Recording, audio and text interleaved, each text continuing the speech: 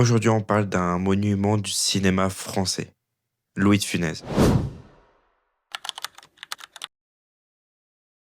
Né en 1914 à Courbevoie, Louis de Funès ne devient pas acteur tout de suite. Avant la célébrité, il enchaîne des petits boulots comme pianiste de bar, comptable et même dessinateur.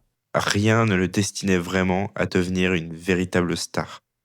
Et pourtant, sa carrière démarre lentement. Pendant des années, il joue des petits rôles au cinéma qui sont souvent très courts, mais tout change dans les années 1960. Là, il explose littéralement grâce à son énergie, ses grimaces, uniques et son sens de rythme incroyable. Il devient une légende grâce à des films très connus comme Les Gendarmes à Saint-Tropez, La Grande Vadrouille ou même L'aile ou la cuisse. Son style, des personnages souvent nerveux, autoritaires, souvent ridicules mais très hilarants. Il joue souvent des patrons colériques ou des chefs dépassés. C'est ça qui fait rire des millions de spectateurs à chaque fois dans ses films.